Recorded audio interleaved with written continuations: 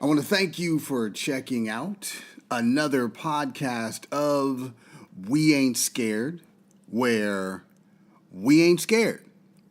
My name is A1, and I want to also say welcome to the new year. Happy New Year. I hope everything was safe, fun, eventful, and I hope whatever New Year's resolutions that you have come up with, you'll be able to stick with them, and it'll change your life. Now, there's been a bit of rebranding from the last podcast that I started. It was Ferocious Talk, and we decided to go into the new year with a new name, new direction, and simply, We Ain't Scared. People like it, I like it, so there you have it. We're rebranding, and we will be, for now and forevermore, We Ain't Scared.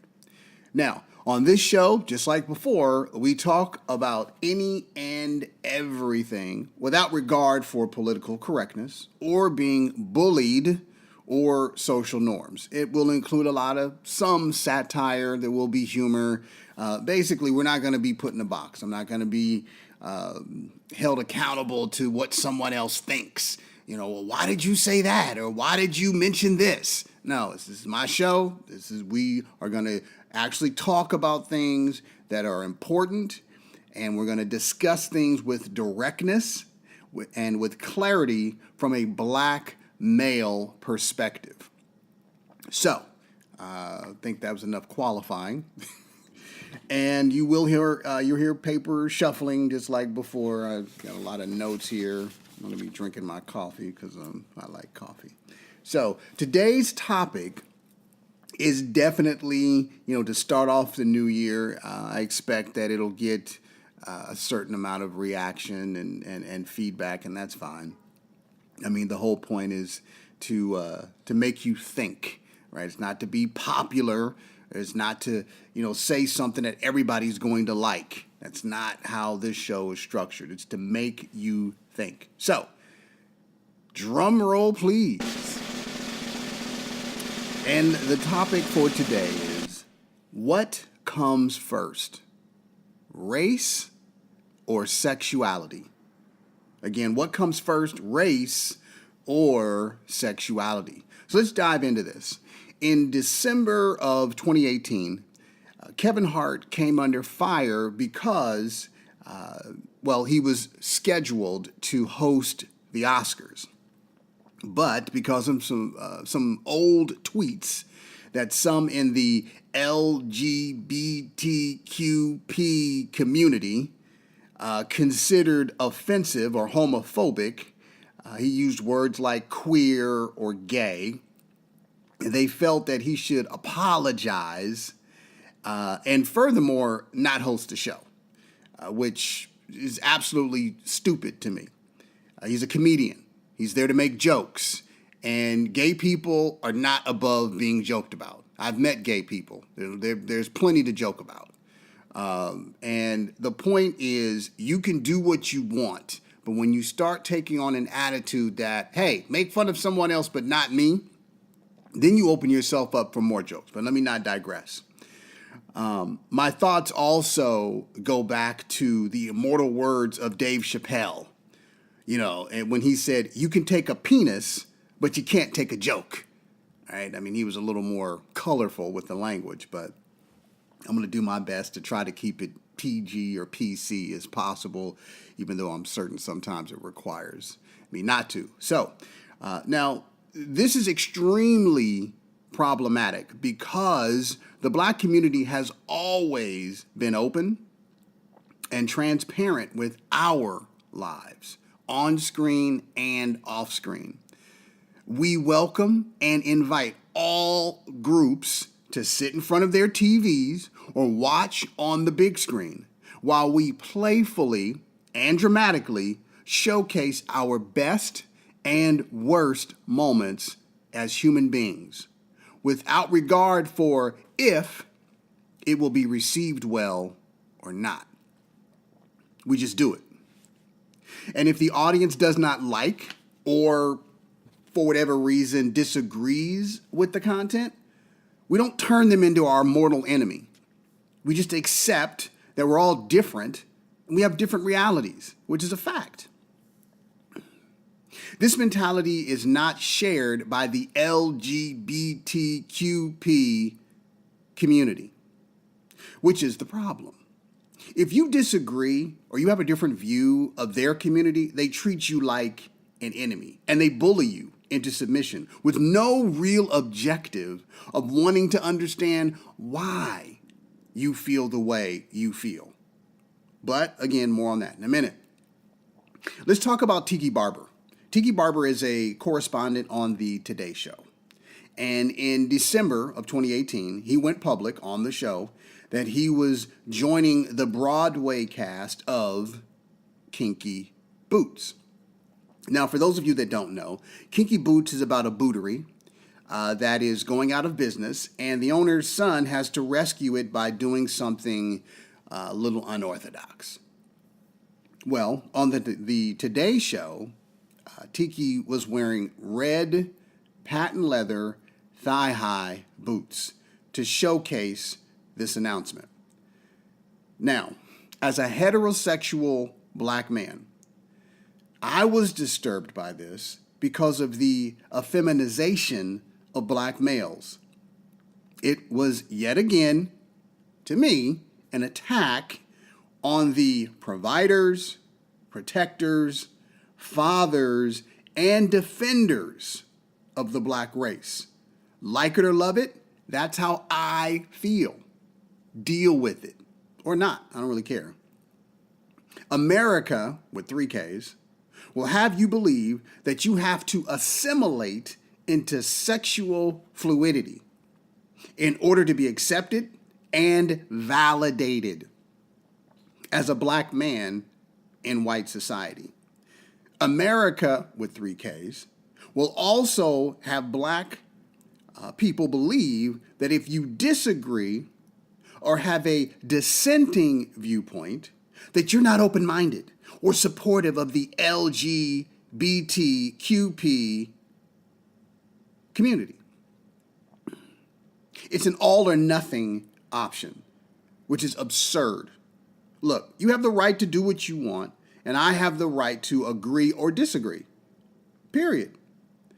I can disagree with black men wearing high heel boots and being paraded around on stage like this is normal, and still say, hey, if that's what you like, that's your business, but as for me, I don't agree. I have that right. And again, I'm not here to be popular. I'm here to make you think. Black men are in large part under the totem pole of society. Not at the bottom of the totem pole, underneath it, and with respect to societal norms and respect. There's nowhere in the world other than sports and entertainment where black men can go where our ideas, thoughts, or opinions are encouraged, supported, or validated. And that is an absolute fact. Excuse me. So why is that insecure white people feel the need to only validate our black maleness when we're wearing women's clothing? All right. Then they want to hear from us. Oh, what color should your panties be? Oh, what color should your wig be? Oh, what color should your lipstick be? Oh, what color should the dildo be that you will be holding on stage and caressing? And then everybody wants to listen. Everybody's open-minded. There's no problem. And now you want to validate us. White folks are so intimidated by black male strength that they have to find some way to minimize or extinguish the flame of heterosexual strength. I've said this to a few people over the past few weeks, and my other thoughts, this part I'm going to do another podcast on to dive into it, but this is how I really truly feel. Pay attention here. My thoughts are that white men are in love with black men. I mean, literally, sexually in love with us. And to make themselves feel better about it, they like seeing us dressed in drag. And that's to satisfy their lustful cravings. Now, this is not a far-fetched, or it's not as far-fetched, I should say, as you might think. All right. And during slavery, buck busting, when the white male slave master had anal sex with the bucks, which was the strongest black male slave on the plantation, okay, in view of all the slaves, mind you, to send a message that if I can do this to him, I can do this to you. And you don't think that somehow that mindset was passed down? Again, I'm going to be doing something, another podcast specifically related to that, but I needed to plant that seed of where this mentality, in my opinion, is coming from. So you don't think somehow I'm just out here just fantasizing or imagining this stuff. Now, how does this tie into the title? What comes first, race or sexuality? Black folks have got to make a choice. What is the number one priority in your life? Your sexuality or your race? Now, on the surface, some might be saying, why do black people have to choose? Why is that even something that's necessary? My response to that is because our very lives depend on it. Black skin is under attack, okay? First, it's under attack. So when black men in the LGBTQP, A-E-I-O-U, sometimes Y, community refuse to step up and defend black maleness, they are choosing sexuality, okay, over their race. And to be more blunt, they're choosing the white part of society that encourages and condones this behavior. The quick thought is America, with 3 Ks, rewards any behavior that coincides with the acceptable social norms, no matter how perverted, okay? And sexual orientation is the one way that white men can still have anal sex with black men and maintain the dominance and, again, satisfy their lustful desires. The heterosexual black male community is being made to feel like there's something wrong with defending or fighting to protect the heterosexual world as a black man. How in the hell did we get here?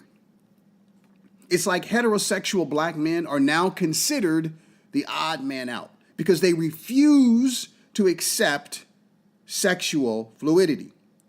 Some of you may be asking, well, what does high heel, thigh-high boots have to do with sex or sexuality? My response is everything. When a woman wears high heel boots, those are sexualized objects, okay? Almost pornographic in nature. And we all know it. So let's stop kidding ourselves. We know when you see a woman walking around in thigh-high boots, high heel boots, you instantly imagine that woman naked, walking around in those boots. Now, some might say, I don't do that. Well, I'm a heterosexual man, and that's exactly what I think. You want to see her walking around in those boots naked. So what would make you not think that if you see a man wearing that those thoughts, not that I want to see that, but somebody does. So let's not kid ourselves. Choosing sexuality over race is also a symptom of self-hate. You have decided that your desire to get an ounce of liquid out of your body is more valuable than your pound of flesh. Black people are, of course, not the dominant culture in society, in American society, I should say. So every time we lose a black man to sexual fluidity, we lose a black father.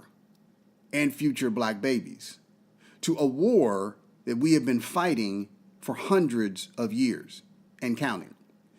Choosing sexuality over race is also problematic because these same sexually fluid black men that get pulled over by the cops and potentially murdered or harassed must realize that your sexuality is not what the cops are going to see first.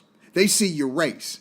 And you trying to shout, "But wait, I'm sexually fluid," or "I wear kinky boots. Please don't shoot me." Sorry, bro. That's not going to work. You are going to get shot down in your kinky boots. It's not going to help you. So you'll find out very fast that you need or should have embraced and protected the race first. But because you embrace the LGBTQP community so tightly, you remain silent when you should be screaming, okay, at the top of your lungs that that is my black brother.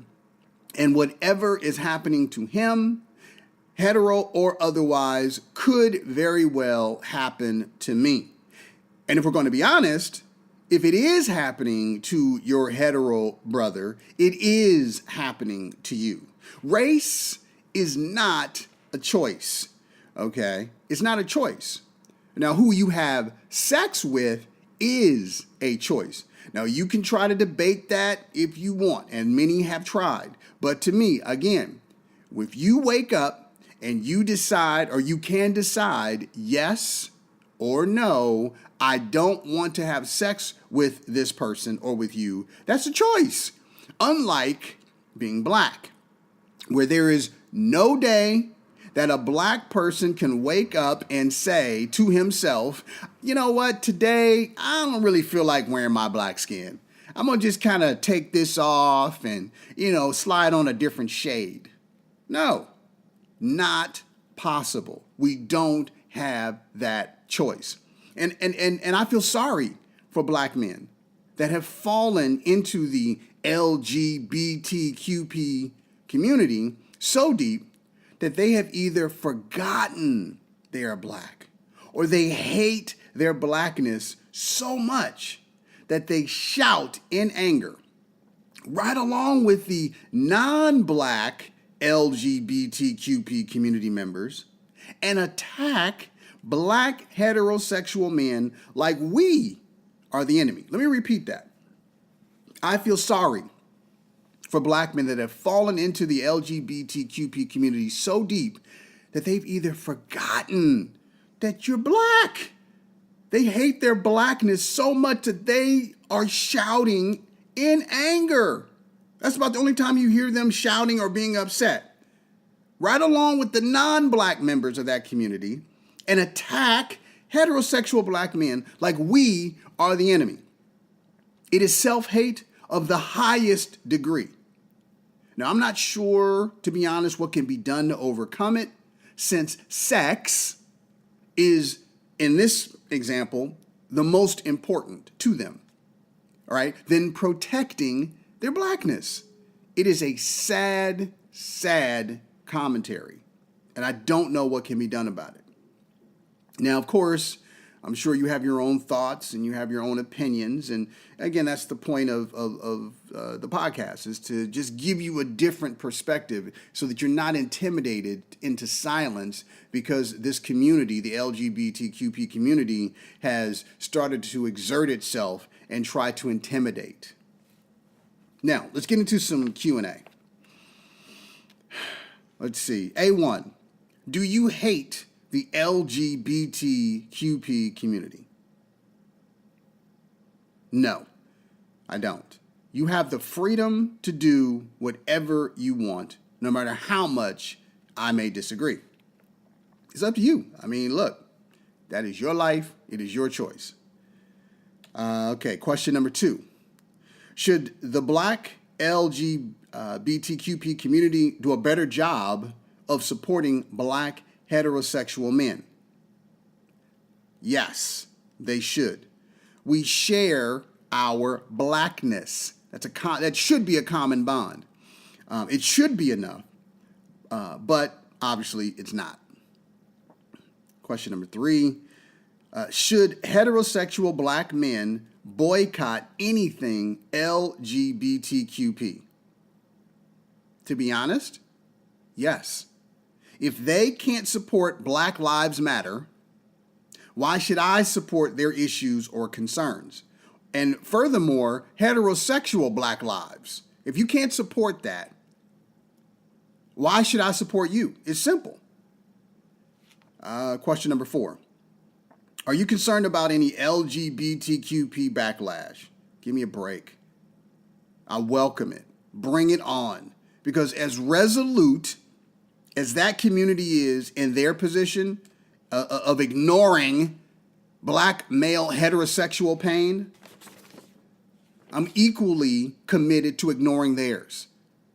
My attitude is black men have sacrificed enough without getting anything in return for over 400 years. Heterosexual black men have sacrificed our very lives for over 400 years and got nothing in return. Can't even get a damn apology.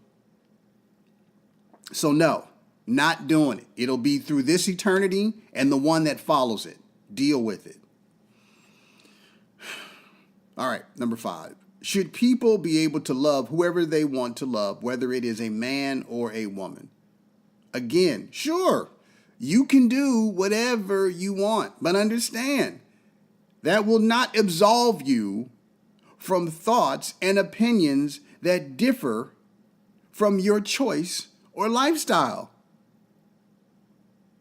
You can do what you want, but that doesn't mean that people don't have a right to express a dissenting view. Wow.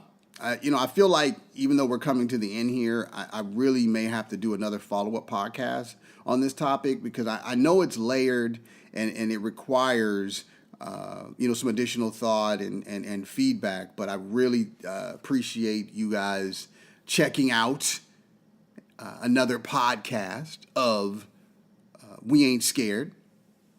You got some good food for thought. My name is A1, and we ain't scared.